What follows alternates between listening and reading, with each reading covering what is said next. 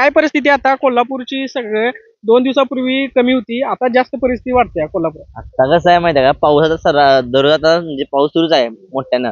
त्यामुळे आता परवाच पाती कमी होती, आज पाती पूर्ण वाढल्या.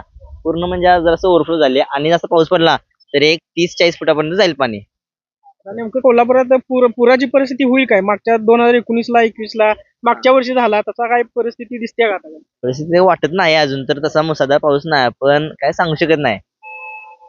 होण्याची शक्यता आहे. होण्याची शक्यता तरी आहे. आता काय पण 2 दिवसापूर्वी पाणी आता होतं ना, आता दिसतंय एवढं पाणी. पाण्यात वाढ खूप झालेली आहे. वर राधानगरीला पाऊस खूप आहे वाटतं. इकडे एवढा नाही तरी पाण्याची पातळी वाढत आहे सध्या तरी.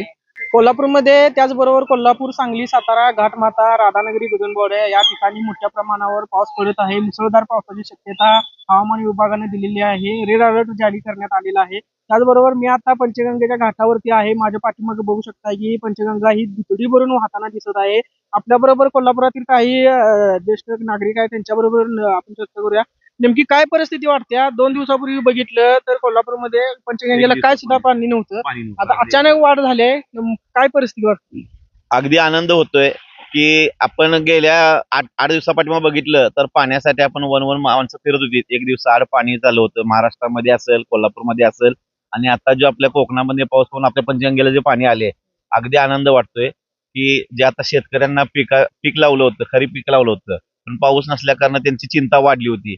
आता पाऊस पडल्यामुळे आपल्या महाराष्ट्रात सगळीकडे पीक चांगलं येणार, त्यामुळे माणसाची चांगली सोय होणार.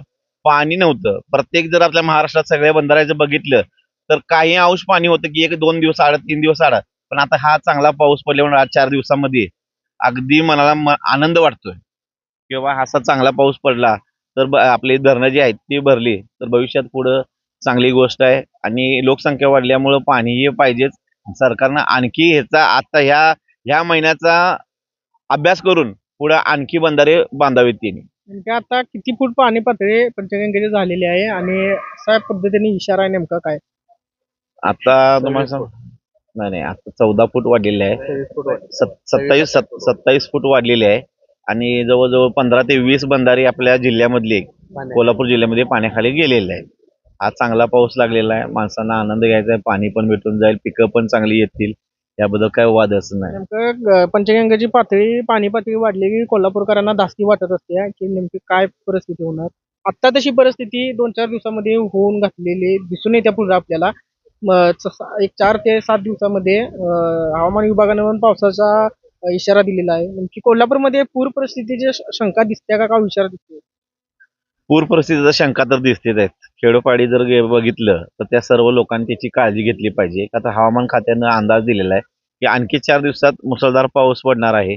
वारं तर आहेच. जे काही जनावर आहेत त्यांनी आपली चांगल्या गोट्यामध्ये ठेवावी. जिथं आपल्याला पूर परिस्थिती किंवा नालेच्या बाजूला असेल तर तिथून त्या लोकांनी जनावरांना बाजूला घेऊन आपले जे काही लहान मुलं वगैरे असेल तर त्यांनी चांगल्या ठिकाणी, सुरक्षित ठिकाणी राहावे. त्याचबरोबर शाळेला जाताना शाळेच्या ओढ्याजवळ काही मुलं जात असतील तर त्यांचा बंदोबस्त त्या तिथल्या प्रशासनानं, पंचायत समितीनं चांगल्या पद्धतीने त्यांचं येण्या जाण्याचं काम करावं, ही विनंती आहे.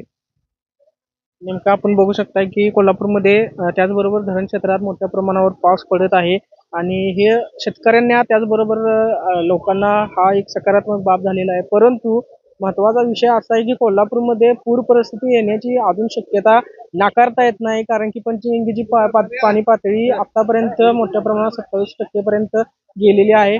अशातच प्रशासन त्याचबरोबर नागरिकांनी सुद्धा योग्य प्रमाण आपली सोय योग्य काळजी घेणं तितकंच महत्त्वाचं आहे. कॅमेरामन ऋषिकेश पाटील सोबत मी साजिद पिरजादे, तरुण भारत, कोल्हापूर.